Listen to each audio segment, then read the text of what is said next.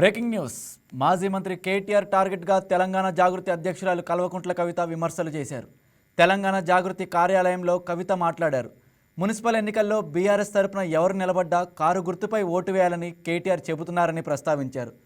చెడ్డ వాళ్ళకి ఓటు వేయాలని కేటీఆర్ చెబుతున్నారా అని ప్రశ్నించారు. కేటీఆర్ మాటలు నియంతృత్వం, రాచరికపు పోకడలకు నిదర్శనమని విమర్శించారు. రేవంత్ రెడ్డితో హరీష్ రావు కుమ్మక్కై నాటకాలు ఆడుతున్నారని కవిత విమర్శలు చేశారు. సిట్ అధికారులు విచారణకు పిలిస్తే వెళ్లి సహకరిస్తానన్నారు కవిత. ఆలోచన బ్రదర్, మన ఏం జరిగిందో నాకు తెలియదు. చట్టానికి ఎవరు కూడా అతీతులు కాదనడానికి మాత్రం మనము ఆలోచన చేసుకోవాలి. సేమ్ థింగ్ నిన్న కేసీఆర్ గారిని ఫోన్ ట్యాపింగ్ పిలిచిన తర్వాత కూడా మళ్ళా వర్కింగ్ ప్రెసిడెంట్ కేటీఆర్ గారు మాట్లాడుతూ అనేకమైన అంశాలు చెప్పారు. విచారణకు పిలవడం నేరము, ఘోరము అన్నట్టుగా మాట్లాడినారు. నేనేమంటున్నా, ప్రజా జీవితంలో ఉన్నప్పుడు అనేకమైన అంశాలు ఉంటే వాటి కాన్సిక్వెన్సెస్ ఫేస్ చేయాల్సి వస్తుంది. సో ట్రాన్స్పరెంట్గా విచారణ కొనసాగడానికి అందరం కూడా సహకరించి ఈ అంశాన్ని ఎంత తొందరగా క్లోజ్ చేస్తే అంత మంచిది. నేనేం తప్పు పట్టట్లే. నేనేమంటున్నా, వారు మాట్లాడిన మాటలు చూడండి. ఎట్లా అయితే మంచోడైనా చెడ్డోడైనా మేము చెప్పిన వాళ్ళకే ఓటేయాలన్నారో, అసలు మమ్మల్ని విచారణకే పిలవద్దు అన్నట్టు మాట్లాడుతుంది. అసలు ఆ సిచ్యువేషన్ ఎందుకు వచ్చింది?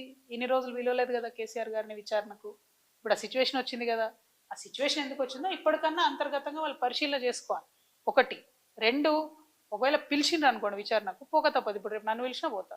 నన్ను కూడా అప్పుడు ఈడీ సిబిఐ పిలిస్తే పోయే కదా. నేను చేసినా నేరం చేయలేదా అనేటటువంటిది నేను చేయలేదని నా మనసుకు తెలుసు, కానీ అది ప్రూవ్ అవ్వాలి కదా.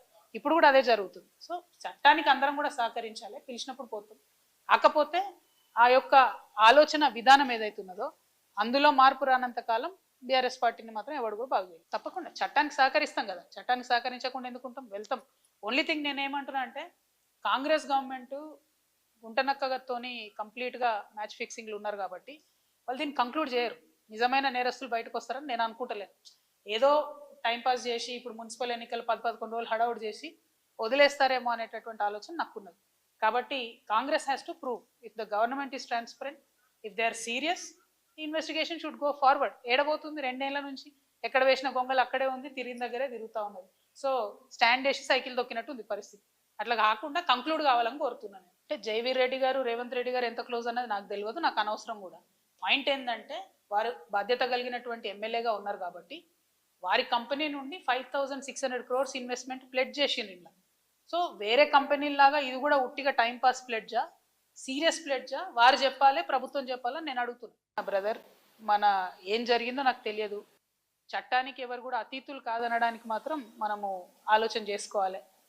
సేమ్ థింగ్ నిన్న కేసీఆర్ గారిని ఫోన్ ట్యాపింగ్ పిలిచిన తర్వాత కూడా. Please subscribe to YK TV Network. Please subscribe to YK TV. Please watch YK News.